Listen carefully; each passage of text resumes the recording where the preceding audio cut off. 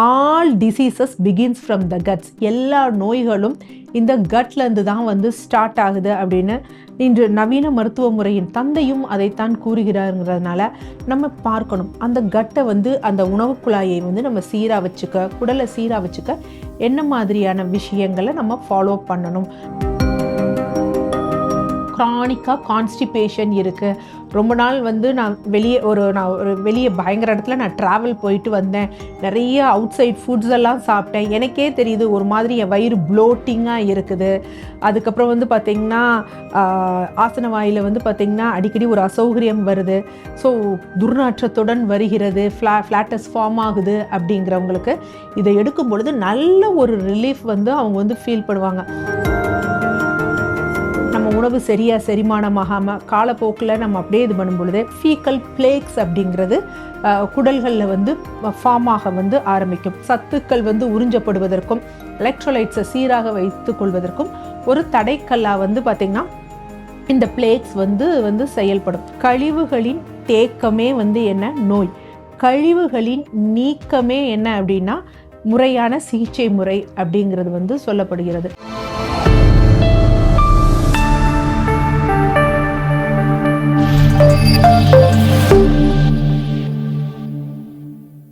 Cosmo health நேயர்களுக்கு வணக்கம். நான் உங்கள் டாக்டர் ராஜலட்சுமி, சித்த மருத்துவர். ஸோ இந்த பதிவில் நம்ம எதை பற்றி பார்க்க போகிறோம்னா, நம் உடலில் உள்ள கழிவுகள், அதாவது மலக்குடலில் உள்ள கழிவுகளை வந்து நீக்குவதற்கு நம்ம என்ன மாதிரியான முறைகளை வந்து ஃபாலோ பண்ணலாம் அப்படிங்கிறத தான் இதில் வந்து பார்க்க போகிறோம்.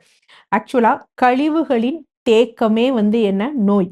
கழிவுகளின் நீக்கமே என்ன அப்படின்னா முறையான சிகிச்சை முறை அப்படிங்கிறது வந்து சொல்லப்படுகிறது.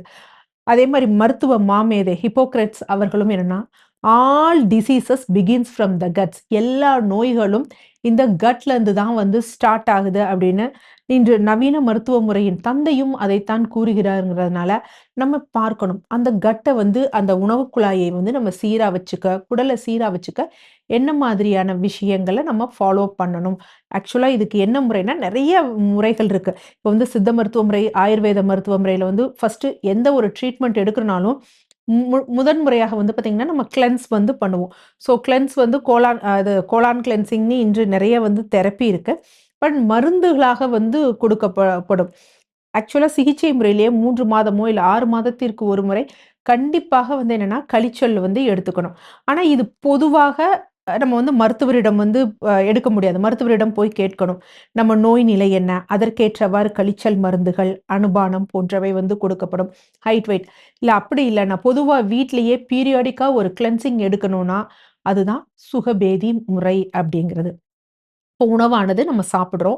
உணவு குழாய்க்கு அடுத்து வயிற்றில் போய் அமிலத்தோடு சேர்ந்து செரிமானம் ஏறி இது பண்ணிட்டு அதுக்கப்புறம் பெருங்குடல், சிறுகுடல் போன்ற இடங்களுக்கு வந்து வருது. இங்கே என்ன அப்படின்னு பார்த்தீங்கன்னா நிறைய வில்லை மாதிரி வந்துருக்கு. அதாவது இந்த உணவு செரிமானமானதில் இருக்கக்கூடிய சத்துக்களை வந்து உறிஞ்சுவதற்காக இருக்கு. என்னன்னா நம்ம உணவு சரியாக செரிமானமாகாமல் காலப்போக்கில் நம்ம அப்படியே இது பண்ணும் பொழுது எப்படி நம்ம ட்ரைனேஜ் பைப்ஸில் உள்ள வந்து திட்டுக்கள் ஏற்படுதோ அதே மாதிரி என்ன அப்படின்னா இங்கேயும் என்ன அப்படின்னா ஃபீக்கல் பிளேக்ஸ் அப்படிங்கிறது குடல்களில் வந்து ஃபார்ம் ஆக வந்து ஆரம்பிக்கும். ஸோ இது ஃபார்ம் ஆகுச்சு அப்படின்னா ஒரு தடுப்பு சுவராக இருக்கும். அப்போ சத்துக்கள் வந்து உறிஞ்சப்படுவதற்கும் எலக்ட்ரோலைட்ஸை சீராக வைத்து கொள்வதற்கும் ஒரு தடைக்கல்லாக வந்து பார்த்திங்கன்னா இந்த பிளேக்ஸ் வந்து செயல்படும். ஸோ அப்போ இது ஃபார்ம் ஆகாமல் இருந்தது அப்படின்னா நமக்கு தேவையான சத்துக்கள் வந்து உறிஞ்சப்படும். அதுதான் வந்து முதல் நிலையான காரணம். ஓகே, இந்த சுகபேதி எடுப்பதற்கு ஃபர்ஸ்ட் ப்ரொசீஜர் என்னன்னு பார்க்கலாம். இது யார் எடுக்கலாம், யார் எடுக்கக்கூடாது, எடுக்கும் பொழுது நம்ம கவனத்தில் கொள்ள வேண்டியது என்ன அப்படிங்கிறத நம்ம இதில் வந்து பார்ப்போம். ஃபர்ஸ்ட் ப்ரொசீஜர் என்ன அப்படின்னா இதற்கு 3 தான் வந்து எடுக்கிறோம். 2:2:2 அப்படிங்கிற ரேஷியோவில் தான் வந்து நம்ம வந்து இது எடுக்கிறோம். ஸோ இதற்கு என்ன பண்ணுறோம் அப்படின்னா 2 லிட்டர் தண்ணீர் வந்து எடுக்கிறோம். அதனுடன் என்ன அப்படின்னா 2 ஸ்பூன் உப்பு. ஸோ ப்ரிஃபரபிளி என்ன அப்படின்னா இந்துப்பு வந்து எடுக்கிறோம். அதே மாதிரி 2 ஸ்பூன் 2 எலுமிச்சை பழம் வந்து எடுத்துக்கொள்ளணும். இப்போ என்ன பண்ணணும்னா இது நம்ம முதல் அதாவது இன்றைக்கு வந்து நம்ம வந்து இந்த சுகபேதி முறை எடுக்க போகிறோம். இது யூஸ்வலாக என்ன அப்படின்னா சால்ட் வாட்டர் கிளென்சிங் அப்படின்னு வந்து சால்ட் வாட்டர் கோலான் கிளென்சிங் சொல்லுவாங்க. இதற்கு முதல் நாளே என்ன பண்ணிடணும்னா, நம்ம இந்த சொல்யூஷன வந்து தயாரித்து வச்சுக்கணும். அப்ப என்னன்னா 2 லிட்டர் தண்ணீர வந்து எடுத்துக்கணும். 2 லிட்டர் தண்ணீர்ல என்ன பண்ணணும் அப்டின்னா, இந்த 2 ஸ்பூன் இந்துப்பு இருக்கு பார்த்தீங்களா? மோஸ்ட் ப்ராபப்லி அயோடைஸ்டு சால்ட் வேண்டாம். ஒண்ணு சீ சால்ட் இல்லன்னா இந்துப்பு 2 போட்டு நல்லா என்ன பண்ணணும், பாயில் பண்ண வைக்கணும். ஒரு ஒரு என்னன்னா ஒரு 5 மினிட்ஸ் அந்த மாரி பாயில் பண்ணணும். ஸோ பாயில் பண்ணோனே இந்த 2 லிட்டர் எவ்வளோ ஆகும் அப்டின்னு பார்த்தீங்கன்னா, ஒரு 1 1/4 லிட்டரா வந்து குறைய ஆரம்பிக்கும். ஸோ குறைய ஆரம்பிச்ச உடனே அத அப்படியே நைட் விட்டுறணும். மறுநாள் காலையில் எத்தன மணிக்கு ஸ்டார்ட் பண்ணணும் அப்படின்னா, பொதுவாக 5லிருந்து 7 மணிக்குள்ள வந்து நம்ம ஸ்டார்ட் ஆயிடணும். எவ்வளோ சீக்கிரம் ஸ்டார்ட் பண்றோமோ, அவ்வளோ சீக்கிரம் இந்த ப்ரொசீஜர் வந்து நமக்கு ஃபினிஷ் ஆகும். ஸோ, அதனால 5 மணியோ, இல்ல 6 மணிலேருந்து 7 மணிக்கோ வந்து நம்ம இத ஸ்டார்ட் பண்ணணும். ஸோ, ஸ்டார்ட் பண்றதுக்கு முன்னாடி என்ன பண்ணணும் அப்படின்னா, நம்ம இரவு த தயாரித்து வச்சிருந்தோம் பார்த்தீங்களா, இந்த உப்பு நீர் கரைசல். ஸோ, அத லைட்டா லியூக் வார்ம் அதாவது ரொம்ப திருப்பி கொதிக்க விடக்கூடாது.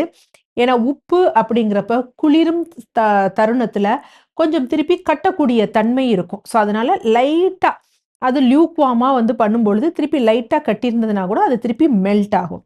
அதனுடன் என்ன பண்ணணும் அப்டின்னா, 2 எலுமிச்சை. சராசரியா இவ்ளோ பெரிய சைஸ் இருக்க எலுமிச்சை, 2 எலுமிச்சைய வந்து நம்ம அதுல வந்து பிழிந்து வந்து விட வேண்டும். ரொம்ப சூடாவும் பண்ணிட்டு எலுமிச்சைய பிழிந்து விட்டோம் அப்டின்னா, நமக்கு வந்து பயன் இருக்காது. ஸோ, அதுல இருக்க விட்டமின் சியும் பெருசா நமக்கு கிடைக்காது. ஸோ, அத பிழிந்து விட்டுறணும். பிழிந்து விட்டுட்டு என்ன பண்ணணும் அப்டின்னா, முதலில் இப்ப நம்ம இது கணக்குப்படி வந்து என்ன அப்படின்னு பார்த்தீங்கன்னா, ஒரு 1700 எம்எல் வந்து இருக்கு. ஸோ, அப்ப வந்து 1 கிளாஸ், 1 டம்ளர் அப்படிங்கிறது சராசரி கிளாஸ் வந்து என்ன அப்படின்னா, 200 எம்எல் வந்து நமக்கு வந்து பிடிக்கும். அப்ப கிட்டத்தட்ட எத்தன டம்ளர் இருக்கும் அப்படின்னு பார்த்தீங்கன்னா, 8 டம்ளர் வந்து அ 8 டம்ளர் தண்ணீர் வந்து நமக்கு இதுல இருக்கும். ஸோ, முதல் நேரத்துல என்ன பண்ணிரணும் அப்படின்னா, நல்லா ஒரு 2 டம்ளர் தண்ணீர வந்து நம்ம குடிச்சிரணும். ஸோ 2 டம்ளர் தண்ணீர வந்து நம்ம குடிச்சுட்டு, கொஞ்சம் லைட்டா வாக்கிங் போற மாரியோ, இல்ல வீட்டுக்குள்ளேயே சின்ன சின்ன எக்சர்சைஸ் பண்ற மாரி பண்ணணும்.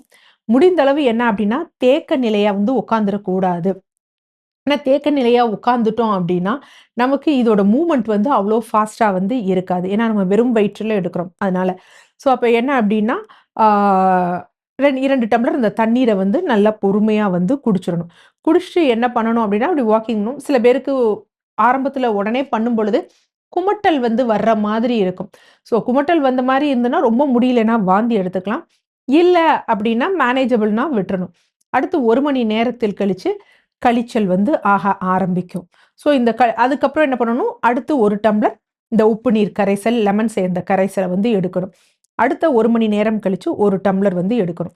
இப்ப ஃபர்ஸ்ட்டு நம்ம கையில வந்து பார்த்தீங்கன்னா, 8 டம்ளர் தண்ணீர் வந்து இருக்கு. உப்பு கரிசல் நீர் இருக்கு. முதலில் 2 எடுத்துட்டோம் அப்டின்னா, அடுத்து 6. இப்ப இது எந்த அளவுக்கு ரிமைனிங் இருக்கக்கூடிய அந்த 6யும் ஃபுல்லா குடிக்கணும் அப்படிங்கிற அவசியம் கிடையாது. ஏன்னா ஒவ்வொருவருடைய கழிவுகளும் வெவ்வேறு மாதிரி இருக்கும். சில பேர் ப்ராப்பர் டயட், கான்ஸ்டிபேஷன் இல்லாம ஃபுல்லா காலையில மலம் வெளியேறுபவர்களுக்கு அவ்வளவாக தேவைப்படாது.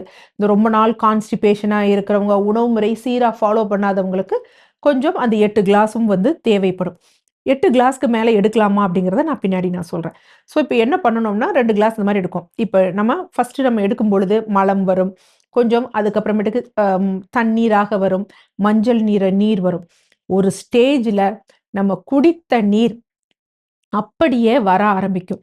ஸோ, அப்படியே வர ஆரம்பிச்சதுன்னா, அடுத்து 1 மணி நேரம் கழிச்சு 1 டம்ளர் கிளாஸ் அந்த உப்பு நீர் கரைசல் நீர் வந்து எடுத்துறணும். அந்த 8 டம்ளர் தண்ணியையுமே முழுமையாக எடுக்கணுங்கிற அவசியம் கிடையாது. நமது தேவையை பொறுத்து தான் வந்து இருக்கு. இல்ல டாக்டர் நீங்க சொல்ற மாதிரி அந்த 8 கிளாஸ் தண்ணியும் நான் குடிச்சுட்டேன். ஆனா நீங்க சொல்ற மாதிரி எனக்கு வந்து வரல அப்படின்னா, நீங்க இன்னும் ஃபுல்லா வந்து பார்த்தீங்கன்னா, கிளீன் ஆகல அப்படின்னு சொல்லிட்டு நம்ம என்ன பண்ணணும் அப்படின்னா, 1 வாரம் கழித்து கரெக்ட்டா 1 வாரம் கழித்து நம்ம என்ன செய்யணும்னா, இதே ப்ரொசீஜர வந்து நம்ம ரிப்பீட் பண்ணணும். இந்த முறை எடுப்பதற்கு முதல் நாள் இரவு வந்து என்னன்னா, ஒரு 6:30 மணிக்குள்ளேயே நம்ம உணவு எடுத்துறணும். கொஞ்சம் எளிதில் செரிமானத்தக்க உணவு வந்து எடுத்துறணும். அது ரொம்ப முக்கியம். ஏன்னா, நாள் நைட்டு ஹெவியா ஒரு டின்னர சாப்பிட்டுட்டு எடுத்தோம் அப்டின்னா, நமக்கு கொஞ்சம் அசௌகரியம் இருக்கும். ஸோ, இதுதான் ப்ரொசீஜர். ஓகே. இந்த ப்ரொசீஜர் எடுப்பதனால் என்ன ஒரு பலன் கிடைக்கும் அப்டின்னா, ஃபர்ஸ்ட் விஷயம் இத நீங்க எடுத்து பாருங்க. கிரானிக்கா கான்ஸ்டிபேஷன் இருக்கு. ரொம்ப நாள் வந்து நான் ஒரு வெளிய பயங்கர இடத்துல நான் டிராவல் போயிட்டு வந்தேன். நெறைய அவுட் சைட் ஃபுட்ஸ் எல்லாம் சாப்பிட்டேன். எனக்கே தெரியுது ஒரு மாதிரி என் வயிறு ப்ளோட்டிங்கா இருக்குது.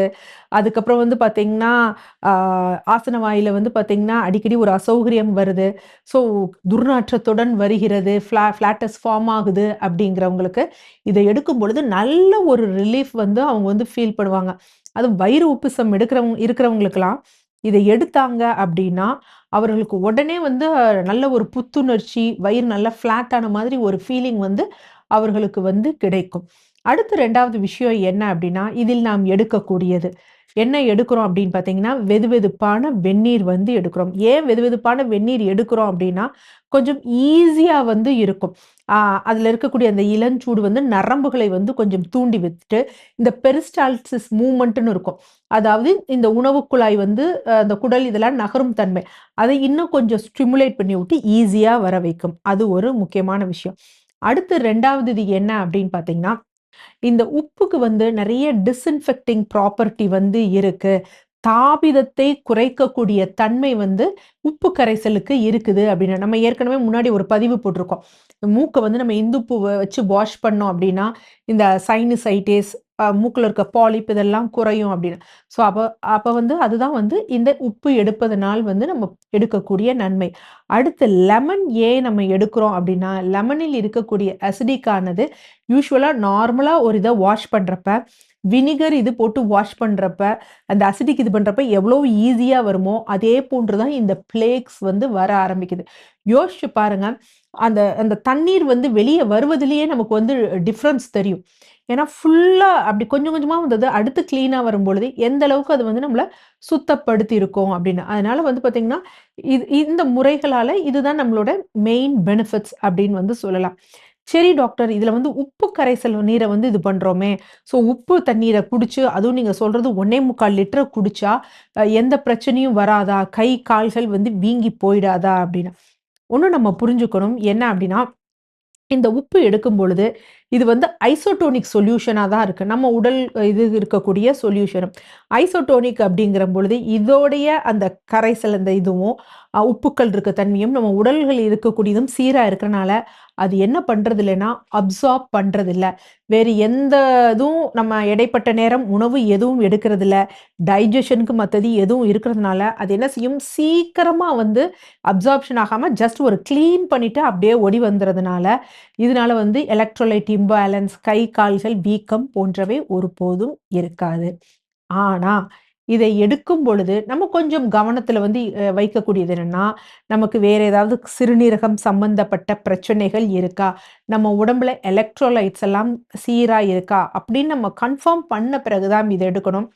இதனால அந்த எந்த ஒரு புது பிரச்சனையும் வராது.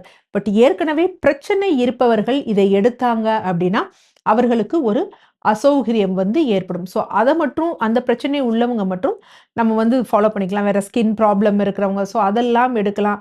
இன்டைஜஷன் இருக்கவங்க, அவங்கலாம் தாராளமாக வந்து என்ன அப்படின்னா, இந்த முறையை வந்து நம்ம வந்து ஃபாலோ பண்ணலாம். ஸோ இந்த மாதிரி ஒரு முறைய ஃபாலோ பண்ணிட்டு, அதற்கடுத்து இப்ப 8 கிளாஸ்ல எனக்கு கிளீன் ஆகல அப்படின்னா, 1 வீக் கழிச்சு வந்து நம்ம எடுக்கிறோம். 1 வீக் கழிச்சு, ஓகே நான் இப்ப நல்லா இருக்கேன், நான் ஃபீல் பண்றேன் அப்படின்னா, அதற்கடுத்து எப்ப எடுக்கணும்னா, 15 டேஸ் கழிச்சு வந்து எடுக்கணும். ஸோ 15 டேஸ் கழிச்சு எடுத்த பிறகு, நெக்ஸ்ட் வந்து என்ன அப்படின்னு பார்த்தீங்கன்னா, 1 மந்த் கழிச்சு எடுக்கணும்.